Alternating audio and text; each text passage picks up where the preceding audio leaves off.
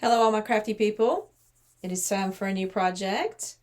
If you haven't been here before, my name is Stephanie, and I upcycle thrifted items generally from my local stores and change them into something new to wear or an accessory. So, what we're going to do this week was suggested by one of my subscribers, and I'm hoping I can get it right. There's a lot of room in this particular design. Someone asked for something like a gypsy blouse from a man's shirt. Now, the difficulty in that is not a lot of men's shirts, even the dress shirts, are very flowy, unless you go way back when they were wearing a lot of rayon and silk. So, that being said, we've got to work with what we can find, and I've got a dress shirt here. It is I believe it's about worth of what a 3XL I would imagine is worth as far as size goes. So it's fairly large. I got plenty of room in it. It's got pretty cuffs, but I don't think we're going to end up utilizing those. And then if we need to, depending on what kind of fabric we can or pattern we can get out of this, which I'm going to use something called New Look N6743. I'll get y'all a closer look, or I'll list it in the description. This has the peasant style shirt, the sleeve that connects at the angle, you know. So I thought I would use this kind of as our base as far as getting the sleeves right. And then if we need to add fabric, I did find this. Now this shirt has gold pinstripes in it. So I found this gold dress, and it's all lace, so I can remove the lace from it. So we'll see if we need this. I'm not sure. You know how it is. We just gonna get going. So if you like this kind of content, or if you want to see how it goes, like, subscribe, let me know what you think, and we'll get to the table.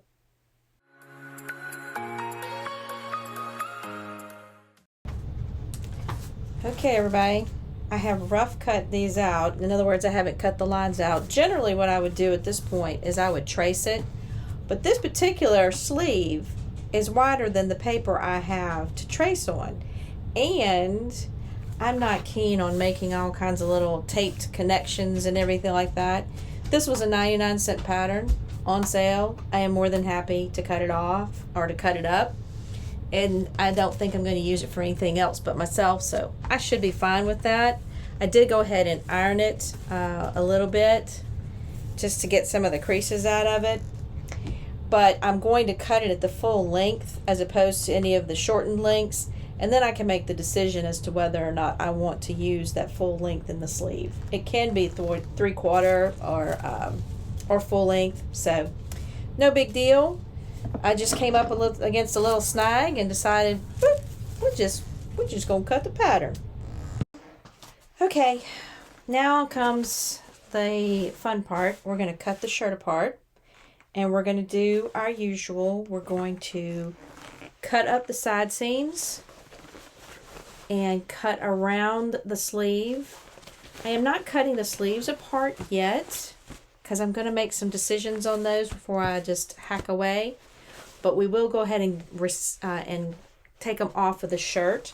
The pocket will be a decision when we put the pattern together. It will probably have to come off, but I've got an idea that we might be able to use it. I'm not sure. So let me get to cutting this shirt up, and then we'll know what parts we've got left to work with.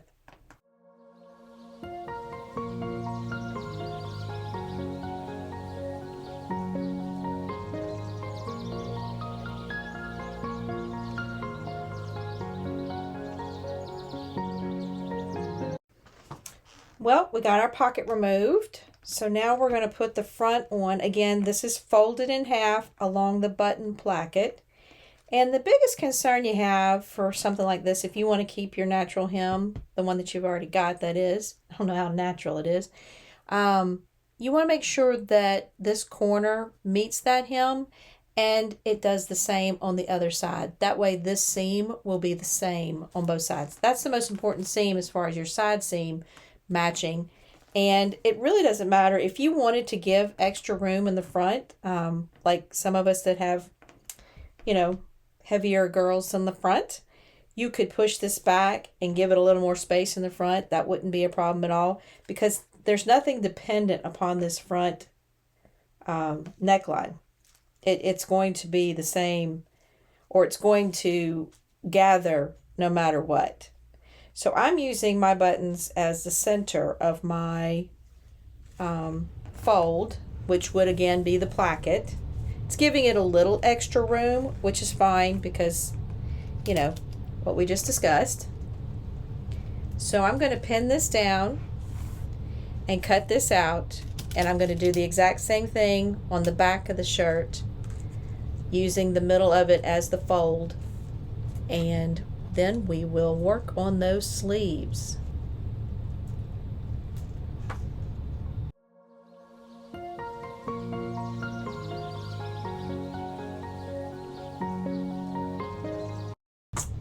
Okay, this is the complication we have. We have this sleeve, which widens at the top where it meets the body and tapers near the end at the cuff. Whereas with this sleeve, it's kind of the opposite. It's tapered at the top and it widens at the bottom because it's supposed to be kind of blousey and balloony, you know. So what we probably will, what I did to kind of get an idea of what I wanted to do, maybe try at least, is I folded it in half to get an idea first as to whether or not I can get enough width out of it. And yes, I'm including this crazy part of the button of the cuff. Just stick with me. And then I wanted to use this as the fold and see how far I could get. I can get almost to the line that would be where we would use it for like a 3/4 inch sleeve. So I've got a couple of options. I can either add to the bottom of this to make up the difference in the length, which I think I may have that fabric available to me, or we can use some of the gold lace in the dress. Not sure yet. Remember, we're just using this pattern as a guide, not necessarily hardcore, but we know for sure that we're not going to be able to use these beautiful cuffs. So I'm going to cut these off, and then I'm going to use this seam and I'm going to cut it down the middle, or what would have been the underseam, the underarm seam. And that way it'll open it up for us and we'll get a better piece of fabric to work with as far as the trying to work the pattern into it. All right, I've looked at this over and over again, and I kind of like having this button part of the cuff as a feature in the front of the shirt.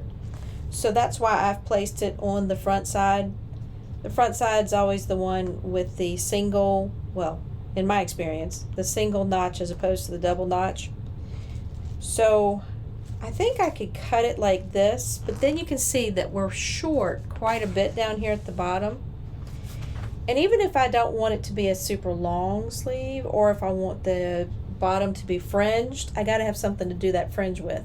I keep debating about the gold dress. I just don't know if that's what I want. So what I thought I might do is try to get some more fabric off the remainder of the shirt. So I'm going to cut this back seam, get as much fabric as I can, and see if I can make up some of this cuff part and get the flouncy piece that I want. So it'll be not only that I need this width, but more than that width if I want to gather it or put elastic in it to give it that that flare. So let me finish taking the rest of this shirt apart and salvaging all the fabric I can out of it, and we'll see what we can do.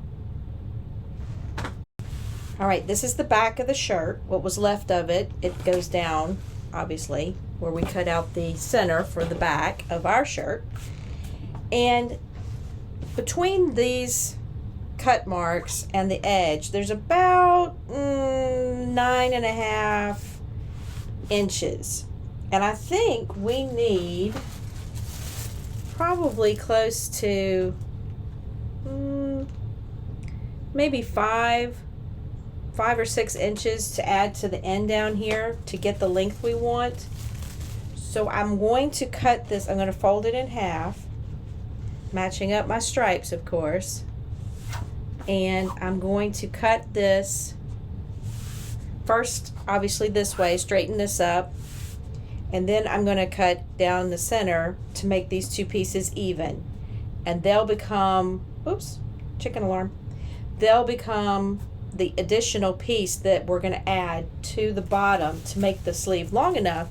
And if you can see here, lengthwise we've got an extra about 7 inches, so that'll give us a little more fullness without being too full, but it'll give us kind of a little flare at the end of the sleeve.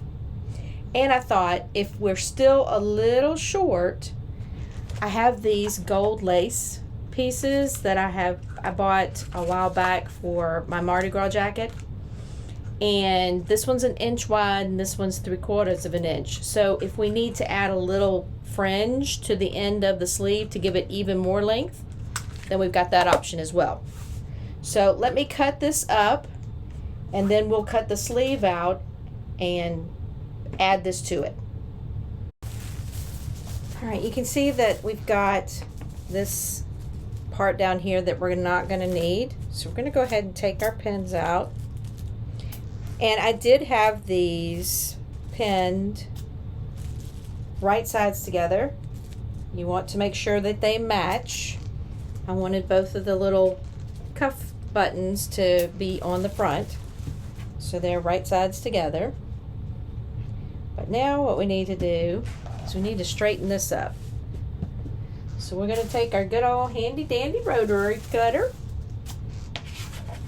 and cut this puppy down. And really all I'm looking for is a straight edge here. So we're going to take the cutter, and I'm pressing it up against the seam. So I think that will give me the straightest cut.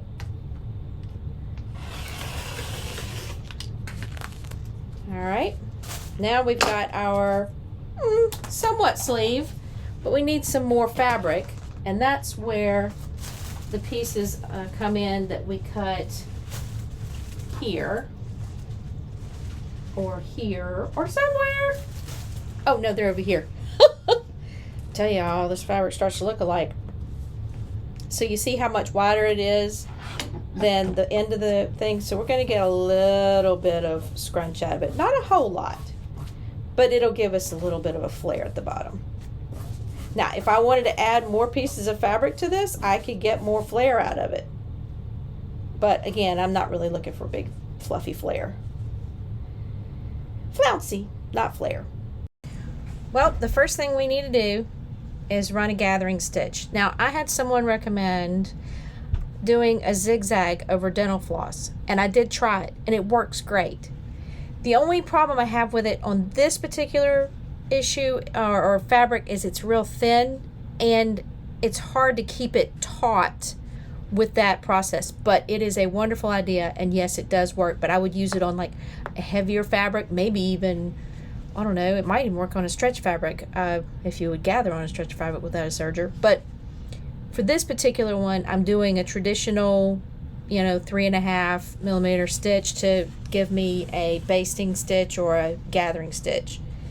And my bottom bobbin thread is a goldier color, and I am running, I'd say it's it's less than 1/4 of an inch. I'm doing that back and forth, sorry.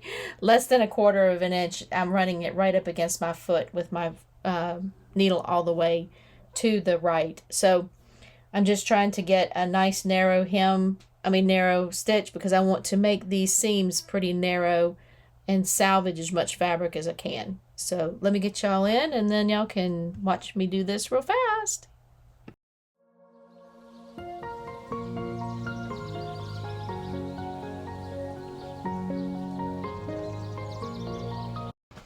All right, we've got the gathers started, but we've got to match them up to the bottom of our sleeves.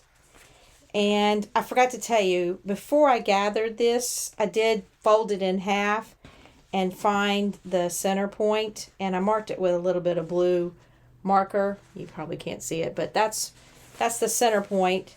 And now we're going to find the center point of these sleeves by folding them in half. So we've got something to, I don't know, so we can keep it centered and make sure that there's not too many gathers on one side or the other. So this is the right side. So we're going to pin it right sides together. And again, there's no difference in this fabric. It is very even. It's like looking at gingham. So let me find my little blue dot. There it is. That's what I want for my center. So I'm going to pin that there. And then I'll just have to shape these to fit the size of the sides. And once I do that, I'll pin these, and then we'll go to the machine and sew these down.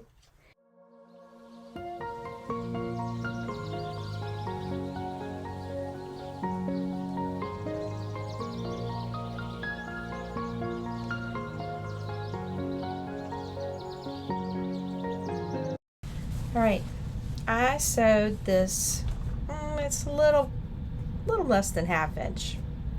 So since it's so close to the edge of the fabric, it really won't work for me to serge it unless I change the serger up to be a really short stitch, which I'm not keen on. And besides, I think a finished look would be maybe to top stitch it. So I'm going to top stitch it right along the edge here to make sure that that seam folds up towards the arm and it keeps this nice and straight. So little top stitch, and then I've got some pretty lace we're going to put on the end. It took me a while to find something, but I think you'll like it. Okay, we have the ruffle on there, and it's top stitched down, so it'll stand out nice and pretty. This is the lace that I found, and I think it's absolutely gorgeous. It's a little darker than I thought would work with these gold pinstripes, but it kind of tones them down. So it's quite perfect. It's about 2 inches in full length. And we're going to, because it's got this nice ridge at the top, we're going to sew this on like we would heirloom lace to fabric. We're going to use an heirloom method, essentially. So what we'll do is we'll have them, and this does have a good right side. It's when you're seeing it up close, it's really easy to tell the right side. The wrong side's dull. But anyway, we will put them right sides together, just like this, okay? But we will leave about 1/8 of an inch along the raw edge where the fabric will hang over or out from the lace, like that. And we're going to use a zigzag that's going to run right over this edge and into this fabric. The zigzag will be 3.5 in width and 1 in length. And what that will do is we'll make a nice tight zigzag, and it actually catches the edge of this fabric here and kind of folds it over, making a nice, neat little seam. And then when you turn it out to the right sides, it's so nice and neat looking. You can top stitch or you cannot. It's really up to you.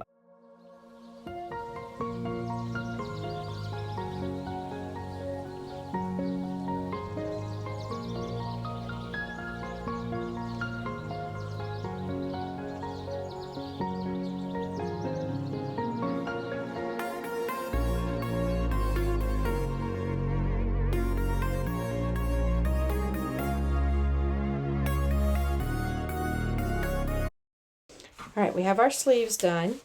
They turned out really nice. I went ahead and top stitch along that lace edge, which means you have to stitch very close to the lace and fabric seam, almost a stitch in the ditch to catch that small zigzag stitch from the back, but it just helps it stay forward. I did press it too. So we've got the 2 sleeves, and this is our front and our back, and of course we can tell our front because we have the button placket. And the good thing about this is we'll be able to tell front and back also because we have a hem. We kept our original hem. So now we're going to go to the machine and we're going to sew this just like we do any peasant dress or blouse. We're going to take and run our front seams on. We're matching our single notch there with our single notch on the front. Now, if you wanted to, you could just, right sides together, of course. If you wanted to, you could just notch the front or the back, one or the other, so you'll know which the front and the back. But honestly, the shape is a little different and the size is a little different, so you just have to line up which one goes with which. So right sides together, we're going to go sew both of these seams on the front and both of them on the back, attaching the sleeves to the bodice or the body or the whatever, the blouse. I'm going to go do this on the serger. I like the security of that. And then we will concern ourselves with the neck. And that'll be it. All right, we have something that looks more like a blouse now. And the only thing we have to finish is the collar and under the arms. I'm going to go ahead and sew the arms up. So what I'll do is I'll turn them right sides together like this. Turn them right sides together.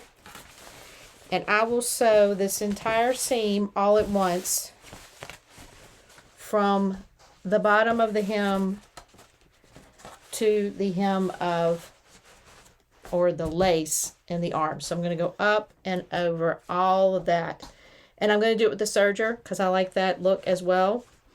So this is lining up rather well. I don't think I'm going to have any problems. So again, I'm going to serge both the sides all the way up. And then the only thing we'll have to concern ourselves with is this neckline. All right, we got the side seam sewn up. So it's a complete shirt minus the neck.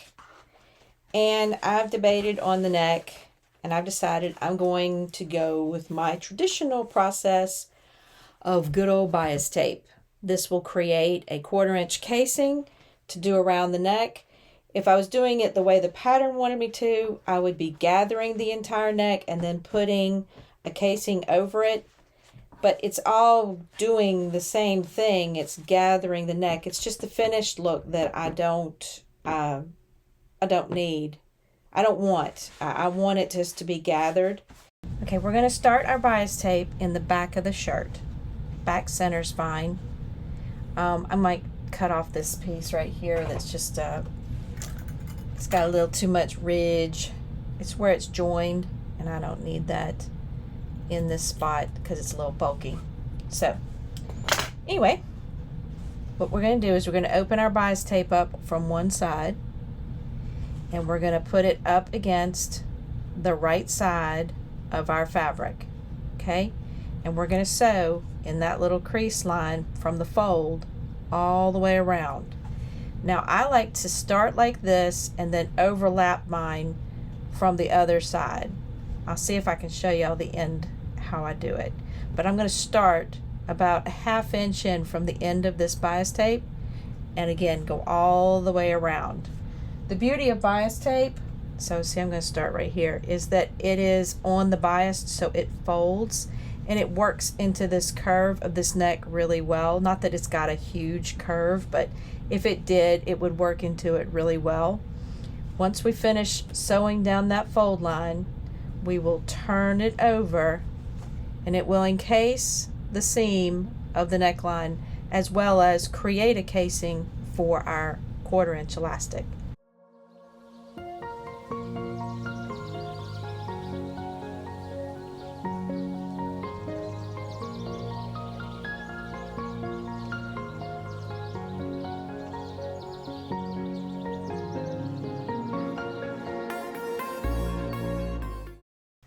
I'm going to try to show you this. I'm at the end of my neckline. In other words, I'm back where I started, where this little tab is that I left. What I'm going to do is I'm going to fold this under, okay? I'm going to fold that beginning piece over itself. And I'm going to run this one over it just by maybe 1/4 inch. And what that's going to do is when I turn it over, it's going to give me the end of the casing to be, it's going to be clean because it's already going to be closed up, or folded under, I should say. So this is how I do it. There are probably a ton of different ways to do it, and if you've got a better way, by all means, put it in the description, because I can always use a new technique. I likes to improve upon. So see, I'm just going to go over the top of this by just a smidge, maybe about 1/4 of an inch. But that's going to keep me, it's still going to be open for me to use, but it's also going to be finished on the other edge. I'll show you what I mean. So see, when I turn it in to the neckline like this on the inside, it's already got a finished edge. And I can get the elastic in between this. It's not a big deal. And what I'm probably going to do with the elastic anyway is I'll start it at one end, and when I bring it up to the end from the other side, I will fold the two pieces over each other and do a stitch over the top of this folded piece to catch both ends of the elastic. Instead of pulling the elastic and sewing over it, this is a better way for me, and it doesn't create as much bulk. All right, now that I've got the casing sewn on, I'm going to turn it inside to the inside of the garment, to the wrong side, and I'm going to start it back here on one of these sides of the fold, probably this side. I'm going to go all the way around the neck, and all I'm going to do is I'm just going to go at the very edge of this bias tape. And the reason I'm doing it that way is so I have as much casing in here as possible for running our elastic. So again, I'm going to go really close to the edge of that bias tape and sew a stitch all the way around. I will leave this open. I will probably only sew to about here, so all of this will be open for me to run the elastic and close it up. Okay, it's time to employ the all-important safety pin. I have put my elastic on it, and I'm going to start pushing it through my casing. And casing is perfectly sized for this. It's a push and pull all the way around, and then once I've finished sewing it up, I will try it on for y'all, and all I'm going to be doing is sewing over this when I've got the elastics meeting. The elastic meeting at the starting point. All right, everybody. I am pretty pumped about the way this turned out. I am loving the lace flouncy sleeves, the bell sleeves, and it is super comfy. It was pretty easy to put together too. Simple peasant shirt kind of design.